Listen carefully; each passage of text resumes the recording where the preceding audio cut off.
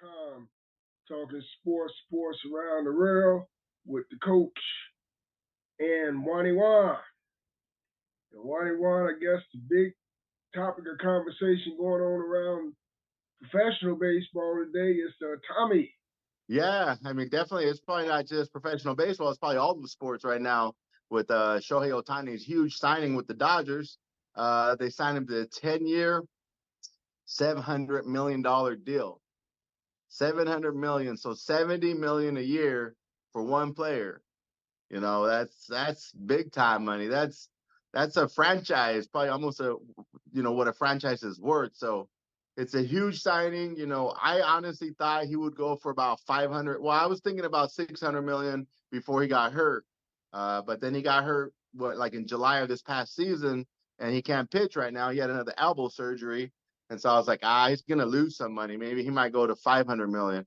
Again, we put this into perspective. The largest ever baseball signing was Mike Trout, a good like 5 years ago. He signed for 450 million. So I knew he was going to pass his record because he's a two-way player, hitter and pitcher. But I didn't see it going up to 700 million. He almost doubled Mike Trout's, record-breaking deal. So it's the highest ever in basketball, highest ever in baseball, highest ever in football. It's actually even the highest ever in sports ever. They compared it to soccer. Soccer players actually make the most money worldwide. It's the largest sport worldwide. So the players that make the most money play in the Premier League in England. And I think it beat their average when they converted it by like 5 or 6 million. So it's the biggest contract in sports history. And the Dodgers made a big swing, and let's see if that swing comes through and provides them with the championship that they've been going after. $700 million 700 million to play 162 games. Yeah, half the year you're playing. Of course, March is spring training, April till September, 6 months you're playing baseball, and then if you're good enough, your team makes it to the playoffs, and you play in October. So, but I mean, if you play all year, I mean, you're playing 8 months, so you got 4 months off. So, yeah, it's 700 million. But baseball players don't get major league players don't get paid during spring training.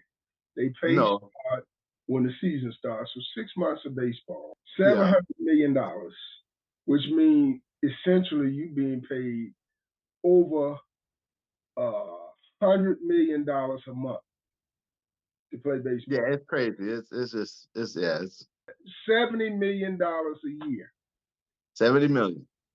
$35 million every 2 weeks. Yeah, So can you picture on the first and the 16th him walking into the bank and depositing a $35 million payroll check? So you go put I'm 35 million pretty dollars. sure they didn't give him a check when they pay him. They're not going to give him a check. They're just doing a deposit, a wire transfer. You know what I mean? So Okay, the so bank will have to approve. Hey, all right, he's getting 20 million today. Are we going to approve this deposit into his bank, or what are we doing? But you're sitting at home playing with your dog, playing with your wife, playing with your kids, deciding which Ferrari you go drive, and you got $35 million every first and 15 being put into your bank yeah, I don't think it's 35 million, but 70 million. What divided by six? Because they just get paid during the season, right? During the 6 months. Well, that's technically the way the players get paid, but they structure their contract, the smart ones, where they get paid year round. Walter Payton Yeah, had a contract where he got paid $250,000 for the rest of his life after he retired. So, and we go get a little bit down the road. Bobby Bonilla, as far as hmm Major League Baseball player, nobody knew it, but he had deferred payment where he getting about $1 million a year for the next 20, 30 years. So he was a pretty yeah, smart man. They don't think the black players got no sense, but he was pretty smart. His age was pretty smart because a lot of these players, you look at Leon Spinks and Michael Spinks and George Foreman, they make all this money, but 3, 4, 5 years into their career, they broke. They filed a yeah, bankruptcy yeah, and they don't realize the money come in now, but you got to live off that money down the road. So they had the present sight to realize I ain't gonna spend all this money right now, so let me defer these payments Well, I get Yeah. it over time, and Bobby Bonilla, my man, set for the rest of his life. Yeah, like you said, I believe he was, if not, if he wasn't the first one to ever do it, he was the first one that made it popular because he gets $1 million. He gets it every July 1st. July 1st is my birthday. They call it Bobby Bonilla Day. He gets $1 million every July 1st. I believe it's until 2035. And he did this back in like 2000. So he got it for like 35 years, $1 million a year. He's like, all right, you're not going to pay me my whole salary right now, but you're going to pay me $1 million a year from the Mets every July 1st. And like clockwork, every July 1st, he gets that $1 million. But see, he was thinking ahead. You know, a lot of these guys don't have that money. So I think it was Evander Holyfield that built a mansion, a 10, 12, 15 room mansion, about 20 bathrooms, and never got to live in it because he had to file for bankruptcy. Yep. That ain't So, living smart. and that ain't living smart. So, you know, Bobby Bonilla, somebody in his brain, walking through that brain, and he has had, wait a minute. Now, I might be out of this game in the next 3, 4 years or 5 years. Yeah. I may have a short lived career at the end of the day, and I got to eat, Yep. feed myself, pay my bills 10, 20 years down the road. So somebody got in his head and he had the present sight to say, okay, I need something so I don't have to work. I don't have to go to work and push a 9 to 5, and ain't Right. nobody gonna hire me in this game because I'm black. I Yeah. didn't say that. He didn't say that anyway. So I ain't gonna wind up Well, on ESPN. I ain't gonna wind up on none of the sports shows. So I gotta have something to sustain myself. And he had the present mind, $250 out of this contract deferred, X number of dollars out of this contract. So I'm getting all this money coming in for when I'm in my 30s, 40s, 50s, and 60s. right. And then I put me a pension in place so I get me a pension at the end of the day too. Right. That's what the smart guys do, man. They think ahead. They don't just go and, like you said, go out and buy the Ferrari, buy all the flashy jewelry and all that stuff. They plan ahead, and they look for their future. So Bobby Bonilla set a trend, and Shohei, Huh. he got $70 million a year for the next 10 Mm-hmm. years. And somewhere in that mind of his, or his agent or somebody, he got some good advice somewhere. He said, well, y'all just pay me $2 million a year right now. Yep. All I want is $2 million out of my $70 million a year, and we'll defer the rest Yep. 10 years down the road. So I'm set for Yep. life. My kids set, my wife, girlfriend, whatever he got, they set for the rest of their Yep. life on Yep. another $68 million, or technically that other $698 million is due me. And Yeah, that's what he's doing. He's deferring $68 million every year. So he's getting paid $2 million for 10 years, which is only 20 million. And then the rest of the 680 million, he'll be paid 68 million every year after he leaves the Dodgers, after his contract expires, which it seems crazy, but it's actually really crazy smart because he wants them to be able to afford other players and them not be strapped and just paying him to where they can't afford other players. So due to the collective bargaining taxes, I believe it's like 46 million a year or something like that. The Dodgers have to put 44 million a year in the escrow account, and it only account about half of his contract will account towards their taxes, and the rest will not. So he was really smart with it. And one of the big reasons why he did do that is I believe he's the biggest endorsed player in MLB. I heard a number about he makes about 45 million a year just from endorsements. So just from his endorsements, he makes 45 million. So he knew he could live off of that, and just try to win baseball games. So, even the good books say, what does it profit a man to gain the whole world and lose his soul? So what happens if he dies next year? Having all that money.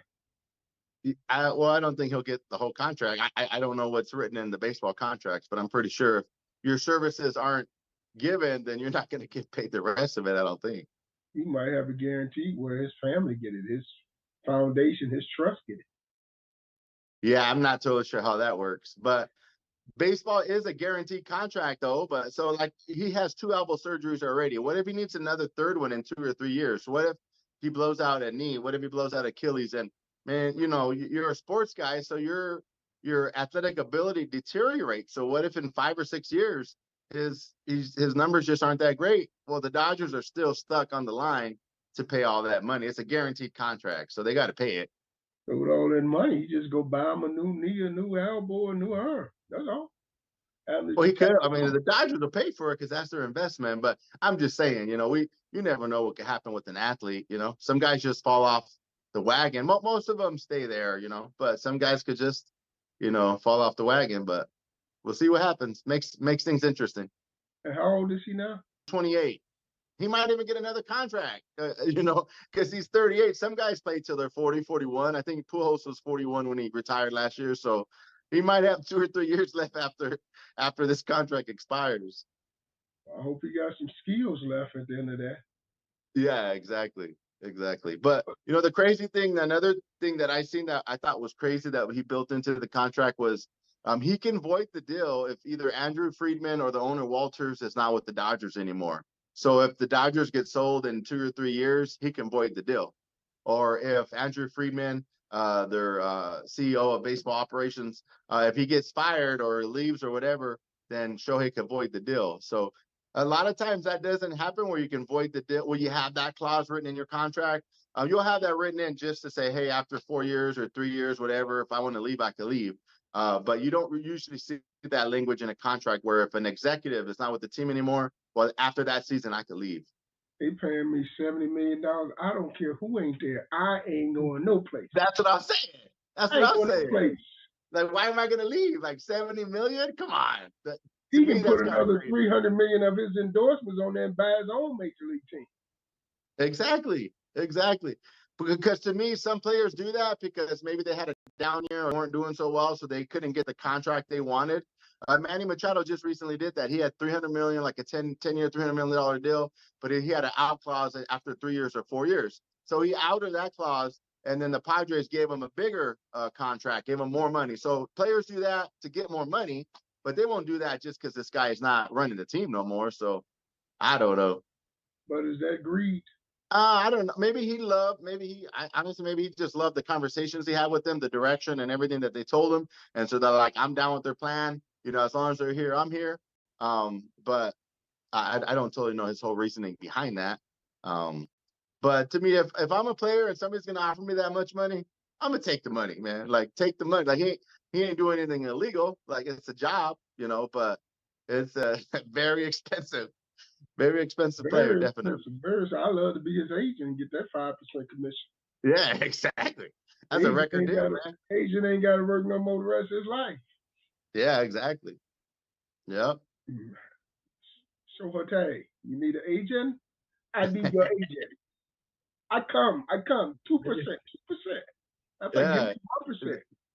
Right. So I'll carry your bag. I'll carry the ball bag, the bat bag. I'll carry everything. But there's a couple other things too, Maiden, that I found interesting. So the baseball franchises based on Forbes this year, the Yankees are worth 7.1 billion. The Dodgers are worth 4.8 billion.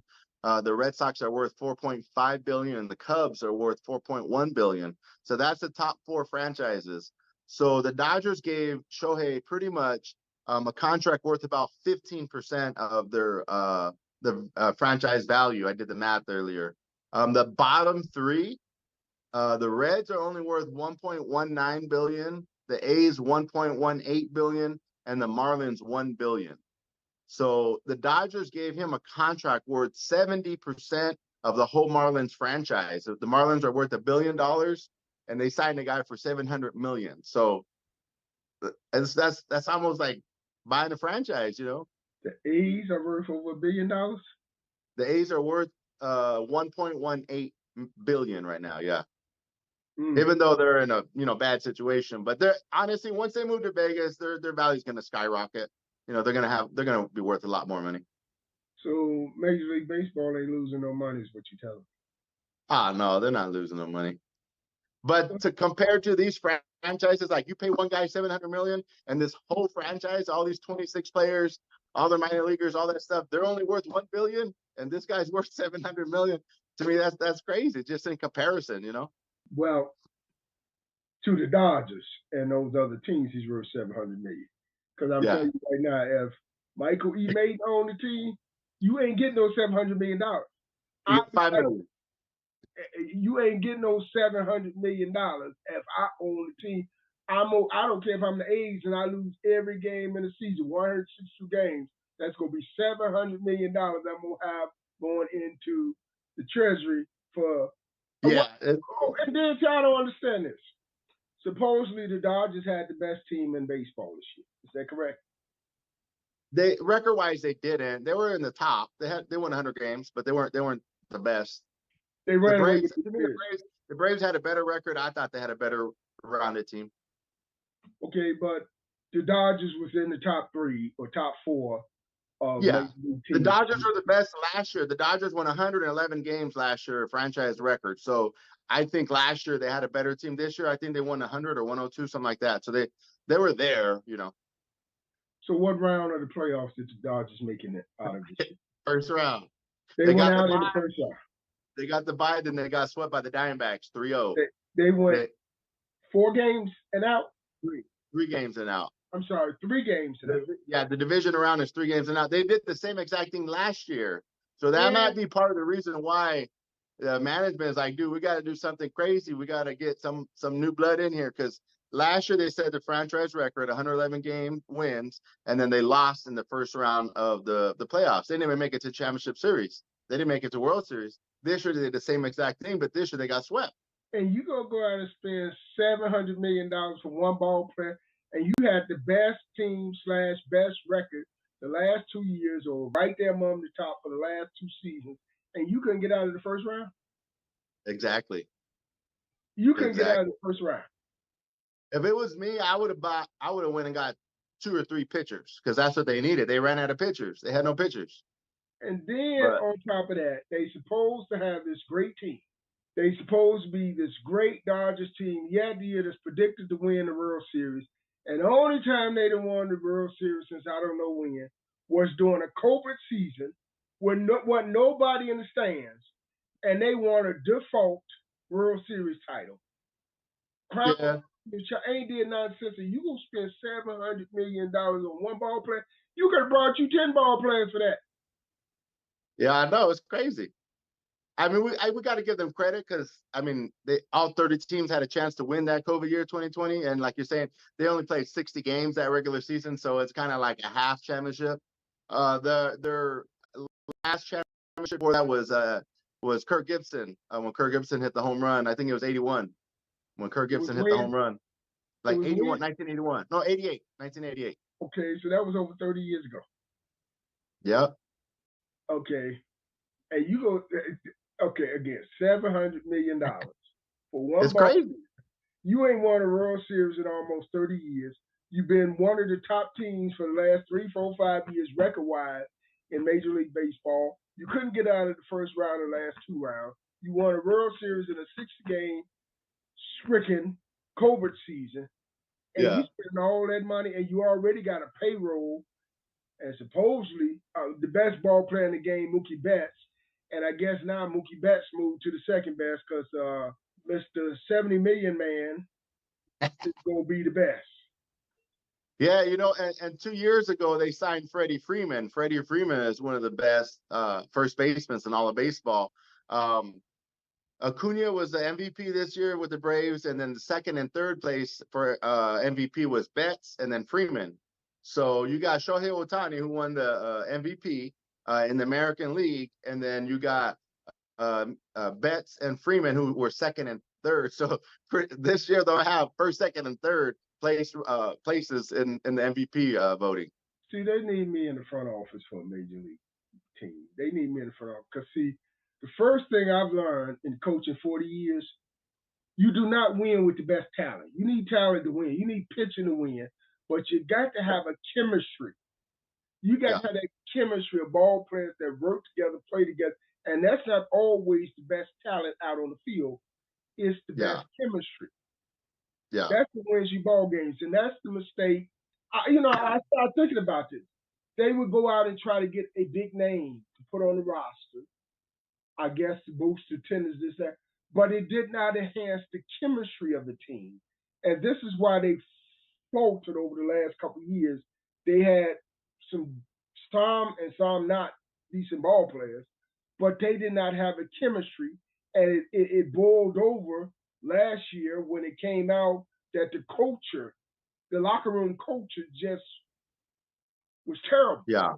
And basically, Right. that says that the chemistry, the morale of your team, they're not functioning as a unit. Everybody's on their own page, their own agenda, and therefore there's no real. When you got chemistry working toward the same goal, there's an agenda to win. That's a hunger to win. I mean, whatever it takes, I want to win. I mean, you could see it after a while. I was scratching my head and say something missing about this team. You got a game you should win and get away. You just didn't have that fire, and at the end of the day, something the chemistry ain't there. Yeah. Chemistry. I've seen it as a coach, and I would say it. So yeah, Mr. 70 million may have been a good catch. I'm gonna call him. We had the Bionic Man, the $6 million man. That's the 70 man. That's his new name. 70 man, 70 million man. Yeah, He might have been a good catch, but does he bring the chemistry? How does that enhance the pitching? Because you still need pitching, you need defense, you need offense, and you need all working together in units as one to win. Yeah. Now I know, when you go to tournament ball, they call it travel ball now, but tournament ball, and you got a good team, and you'd always wink wink add you a player or two to the roster when you got ready to go off for the tournament. But Bring a ringer in. You called it a ring. I didn't say that. But you would look for an impact player. You didn't just get a player just put him on the roster because you brought in impact player. Because when you say impact, number one, he was somebody who's going to come in and play. So he was going to take somebody's starting job that was already in your starting lineup, but he had the ability to affect the team on a positive side as far as winning. Either it was a pitcher, it was a hitter, a big bat, or it was a defensive player that stabilized your team. It didn't make the difference when you had a kid at shortstop that couldn't pick up a ground ball, couldn't catch a cold out there. Right. Could hit a pregnant woman in the belly with a beach ball at the plate, and you go bring him and put him on the team when you already got a team full of those. Right. You ain't bringing in a body. You bring in an impact player, like you're saying. Impact player. And Mr. 70 million might be an impact player, but over 162 game schedule, I don't know that he can be that much of an impact. And more importantly, when the season counts and you get down to playoff and postseason play, as the Diamondbacks proved and the Texas Rangers, although the Rangers have a pretty good team from start to finish, it comes down to being hot at the right time because some of your guys that carried your team, Mr. 70 million, when you get in playoff, he may get into a slump. And usually the stars of the game hit a slump.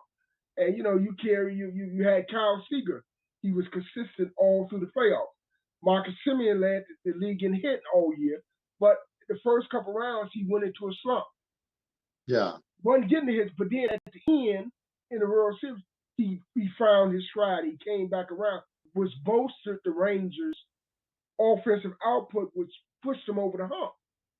I'm concerned that you go get a player for $70 million. One player. Well, I could have got 2, 3, maybe 4 players for $70 million. If I was them, I would have picked up 1 bat and 2 pitchers because they lost all their pitchers. I think they were down to 2 starting pitchers this past year due to injury, and then also they lost one of their players to domestic violence. He got in trouble. You're crazy. He did what? He beat up his girlfriend in public, and it was the second time he did it. So they suspended him indefinitely. Something. But I like you're saying. To me, I think part of it is probably marketing. They had to do it because of marketing. Because when you sign Shohei, you're getting all of Japan. You're getting all of that area and stuff. All them guys are going to buy your jerseys now. He actually broke the record, the 48-hour record for the most jerseys bought in history for Fanatics. I think it's Fanatics who sells the jerseys. It was a 48-hour record, and it was Lionel Messi, the soccer player that we've talked about in the past. He had the record for the most jerseys sold. And once the Dodgers signed Shohei, he broke the record in 2 days. So it's got to be part of marketing. They know they're going to make more money from TV deal. They know they're going to make more money from merchandising. Ticket prices are going to go up. So, they're going to make it up somewhere. Yeah, them West Coast Hollywood people, they finna pay some more money for them tickets. TV rates, I guess, go up. Now, let me ask this question. Did he know he was going to the Dodgers all the time? Did he just play a media hype game by going around to these other teams? I mean, I think the Cubs and Yankees probably would have been the only two legitimate teams, money-wise, that could have went at him and with the big enough market to make it up. But I mean, right. He was with the Angels. Mm-hmm. Was he gonna really come to a cold weather climate? Yeah. And he got a chance to go to the Dodgers. So did he really? Was that all the rest of it just PR hype? I seen his interview, his press conference, and he said he did make the decision the day before. But I don't really know. I know there was a big report a couple of days before he was going to Toronto. He was going to go out there and fly out there and talk with them. But I do know LA. He's familiar with the area, like you said, because he was with the Angels in Anaheim. But LA has a really big Japanese community too. So they were actually the first ones to sign a Japanese player. Hideo Nomo came in the 90s, early 90s. And that was one of the big reasons why he went there to LA. They had a big Japanese community. So he's there, he fits in. You think about a player that literally picks up and goes to the other side of the world to play baseball. You have pressure of playing ball, but then also behind the scenes, how to live, where you're staying, the culture, the food, everything. It's all different, So I believe that was probably one of the big decisions why Shohei decided to go there or stay there in LA. Because they have a big Japanese community, and he's already familiar with the area. I'm not too sure how big of a Japanese community there is in Chicago or New York, or I'm sure in the bigger cities like them there are. But Toronto, I don't know if they have a big Japanese community in Canada. I don't know about that either. But okay, let's talk about this media hype, because I understand that you got a show that comes on every day. You got to fill airtime. You got to have dialogue and conversation back and forth. But I mean, I just had to turn off my radio and TV when I hear all the sportscasters making a big deal that he signed for $70 million, only go take $2 million out of it, and that he go avoid taxes, and the Players Association gonna have to fix that so that can't be done. This is business. This is business. If it was allowed for you to write off 80% of your income in taxes, you go do it. Why am I going to pay 80% in taxes if I can write? This is business. And, these people, they get on radio, they TV, and I had to turn it off. They made me so sick talking about how he exploited the system to only take $2 million. Will he pay taxes in L.A. on the other $68 million? Will he get away with taxes? Slap me. They're business. Stupid. They're business. Yeah. But he's staying within the rules, That's what I'm trying to say. He's not the first guy to do it. A lot of guys do it. Max Scherzer, actually, Max Scherzer, this past season, he got paid by 3 teams. He got paid from the Nationals, the Mets, and then he got traded to the Rangers. Because of his deferred salaries, he was getting an income from 3 different teams. So honestly, a lot of the players, they defer salary now. It's been going on for 30, 40 years when Bobby Bonilla started it. So, why complain about it now? But you got the major networks and all the local sports shows. That's all they spent time talking about, his deferred payment. If he go have to pay taxes in LA after 10 years, most of them that's making real money, they got tax shelters and tax deferments, but they on their show acting like this is a big deal. This is why TV has become so much hype, so much false. I know what somebody means to a certain extent when they say fake news. Fake news. It's the Chicago media, and I looked at some of the national sports networks on TV, and that's all they made a big deal out of, the fact that he had circumvented the Players Association agreement, taxes for the state of California, that it just wasn't right the way he was doing. I mean, like I say, most of those in the sports field is making real money, $1 million plus. They got tax shelters that they involved in to keep from paying taxes, and they just make issues out of nothing. And for people that don't know, they get all riled up over this, and they take to social media because they just trying to give a narrative to get the audience going, and it's all propaganda. It's all hype. Yeah, that's kind of where our media is at right now. I mean, that's not just in sports; that's in everything, in politics, and whatever it might be. The media throws something out there, and then they try to get people to run with it, and uh, think crazy and just put things in people's minds that probably really isn't the truth. It might be a small version of the truth, but they make up things like you're saying. As my brother-in-law say, they telling a slanted truth. Exactly. And that's where Exactly. we got somebody that's running away with that thing. Fake news, fake news. And it gives life to that because a lot of what you see and hear in the media is propaganda. It's no journalism today. There's no Yeah. search a story and put facts out there. Somebody say something, they put it on the news. Yeah. Yeah. So Mr. 70 million, he the man right now. He the talk of the nation, the biggest He's sports gonna be. contract in the world. He's gonna be the next 3 months. Wait till spring training opens up and then opening day, and then actually this year I believe the Dodgers open up with the 2-game set against the Padres in Japan. So I think this is the first year that the MLB will be playing a couple regular season games in Japan, and that's where they're gonna be playing at. Oh, Choi. Yeah. So that might be part of it too. You know what I mean? Dodgers want to be like, all right, this guy's gonna be our guy, he's our player. Imagine those ticket prices. You know what I mean? But how do you really?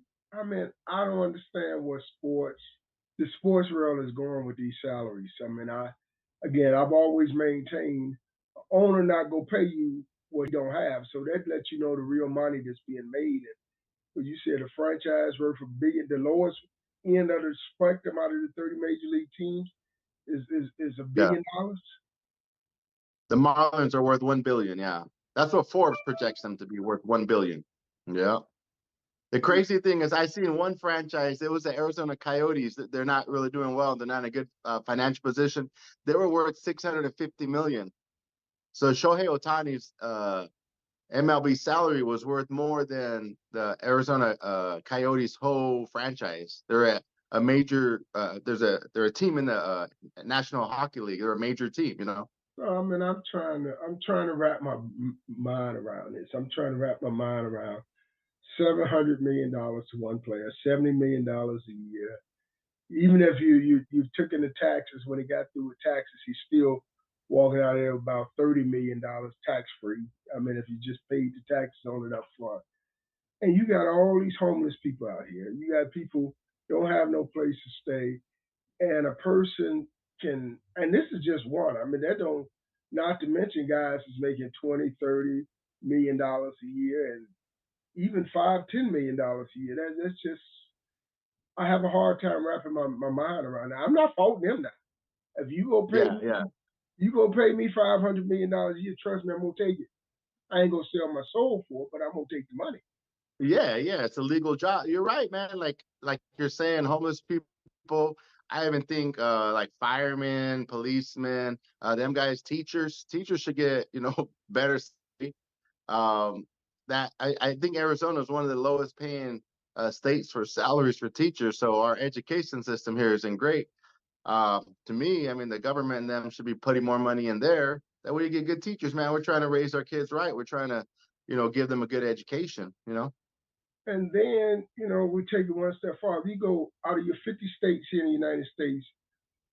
I want to say at least 30 of those states, the highest paid person in that state is the college basketball or college football coach at one of the universities. Yep. Yeah, because they're a state employee, so they're the highest paid employee for the state. Yep. Ain't that something? I mean, that's what we come to. And now we're just getting into what players are allowed to make money off their image. So what kind of money was being made? Yeah, you're right. I mean, to me, I like that part of it. If the players, I mean, if the coach, the team is gonna make money off of you, you should be able to make money off yourself too. You know what I mean? Well, I've been for that all the time. Not they were playing for nothing. My only thing is the years and years that went by when they wouldn't get no money. And the system made money off of them, but they weren't getting paid. So, I mean, how do you compensate those players? Another show, another time. But then I come to find out that some of these high-end college baseball programs, the assistant coaches and the pitching coach are making $200,000-$300,000 a year. Yeah. Hey, the money got to trickle down. It's not getting to the people that need it. And then we say we're in a recession. Yeah, right. Okay, well, one, we got the $70 million man, Shohei Ohtani. Shohei Ohtani, yeah. Shohei Ohtani, the $70 million man. Hey, Maiden, you think he's going to give you an interview now? No, he ain't giving no interview. You know, I when the Angels came to town, I saw him in his locker. I didn't go ask for an interview. One of the reporters one of the people I do know, he did, and he said it on his show, so I'm going to repeat what he said. He went over and asked his interpreter for an interview, and they told him that he don't do interviews with the business media. He said, well, he's one of the premier stars of the game, and he don't do interviews. I said, no. Yeah, that's pretty bad. That's bad. And the only time that he talks to the media, to my understanding, is after he has pitched the game. Major League rules says that a pitcher that pitches that particular game has to make himself available within 10 minutes after the game to the media. Mm. So, you know, how can you make $700 million a year and you don't talk to the media? Right. I don't know. That's hard, man. You don't at least say hi? Yeah. 70 million? Yeah, the only interviews I've really seen with him is when he's on like major networks, and it's few and far between, you know. And those are pre-scheduled and they pre-arranged, so you don't just walk up to them. You know, if you wanted the major networks, yeah, you go up to them and say, I'm going to set up a point in time to do an interview. Yeah, Mr. Shohei Ohtani. Shohei Ohtani, Mr. $70 million. The $70 million man. I'm going when the Dodgers come to town. I'm going to the game. I might come to the Dodgers home opener, and I'm going to insist he give me an interview. I'm going to camp outside his locker so you don't give me an interview. I'm not moving. Sit in a seat. You can sit in a seat, but like, you ain't moving me. No, until you give me my interview. Security moved me out of there real quick. That ain't happening. But hey, I'm not mad at him. I'm not mad at him. I just, once again, all I know is I cannot pay you $1 million if I don't have $1 million. Yeah, they got 25 players on the team. I mean, you say the Dodgers were how much? I think it was $4.8 billion. $4.8 billion. Yeah. Well, Juan, when you gonna own a team? Hey, we got to own one here pretty soon. We might own one in the developmental league, but man, imagine getting on one of them one of the ownership branches, man. Because imagine made in 15, 20 years ago, some of these franchises were only worth 100 million, 200 million, you know, which seems still like a lot, but compared to what they are now, that's nothing. You know, like Michael Jordan, I think he bought the Wizards for 275 million, and he recently sold them for like 2 billion or something. He bought them like 15 years ago. So correct yourself. About 30 years ago, a team sold for $20 million. I think the White Sox owners brought the White Sox for $20 million, and I think the Ricketts brought the Cubs. Well, they was up there by the time the Cubs sold, but one while the Cubs was on the market for like $25 million. Yeah, exactly. And now they're worth over $4 billion. Well, that's a great evaluation. That's a great increase on your revenue and everything. Yeah, but a lot of that because TV has come into that. A lot of that's TV revenue that's paying for it. The marketing from TV and radio advertising. Yeah. You know, the market makes a difference. I mean, you go to Braves game and you're still getting playoff tickets for $25, $30 to sit in the nosebleed seat. At the Cubs get in the playoff, you ain't getting a ticket for under $100. Under 100, and that's nosebleed. Well, I take that back because folks pay $300, $400 to sit in the bleachers at Wrigley Field. They don't want to sit in around 30. I go to the game and I'm sitting in the stands. I got to be somewhere between home plate and third and first base side on the lower levels. Now, folks will pay Yeah. big money to sit in the bleachers and watch the game in Wrigley Field. Won't happen. Yeah, the Cubs are notorious for that. It's just like a party scene. But yeah, the bleacher seats are pretty expensive out there. Not just like Imagine this made in, so like we're talking about markets. The Diamondbacks were just in the World Series this past year. In the League Championship Series, the Diamondbacks lost the first two games to the Phillies. So when they came back here in Philadelphia, they came here to Arizona for Game 3. They put the game kind of early, like 2 o'clock, 2:15. Some tickets were selling for only $14. This is the League Championship Series. The winner goes to the World Series. And because they didn't have a real big backing and the time of the game, and then they were down 2-0, there were some tickets going for $14, like on the secondary market. And you could not get a ticket for a Cubs playoff game for under $2,000-$3,000. And Yeah, yet alone exactly. the World Series, I ain't gonna tell you. Let alone the League Championship Series that leads up to the World Series, like No. what else do you support a team? You know, Markets make a difference, but at the bottom line, TV revenue brings in the same way with the NCAA tournament. TV revenue brings in millions of dollars to those teams that win the championship and make it to the NCAA tournament. So TV has changed the game for the better or for the worse. yeah, definitely. And the common fans, you're gonna be limited to watching the games on TV soon because you ain't gonna be able to afford it. We're gonna be able to afford it. You got one ticket a year. Yeah, that's it. That's it. But the coach with Juan, we're talking the $70 million man. That's what this show was about today.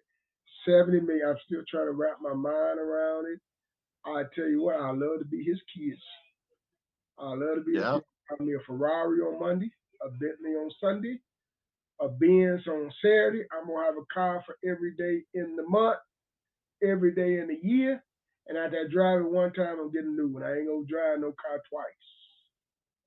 Yep. And all the gear, I guess he have his own new brand, his own brand of shoes too. He ain't buying no Air Jordans. No, I'm pretty sure. I don't know if he has his own deal yet, but I mean, I'm sure that's coming up next. He just go put 70 on his. Michael Jordan had the Air sign, the Nike sign. He just go put 70 on his, and he gonna be the man. Can't say no more. Hey, yes, sir. Brother, ready to go. Way to go. You the man. He set the market. He set the market. Well, the scary part about it, who's gonna come and topple him? Yeah, I was talking to somebody about that the other day. I'm like, man, the next thing that tops him has to be like $1 billion. Like, who, you're so close to it. It's got to be, you can't be 800 million. I'll be like, give me the billion. That's just crazy, though. Coaches in the agent business, all you up and coming ball players, I'll get you $701 million. Stick with me. Stick with me and Wani Wan. We'll get you there. To our next show, the Crew 247 Talking Sports. We just had a different perspective of sports. So you want to hear something to keep you on the edge of your seat, tune in. Peace out till next week. Peace. Out of here.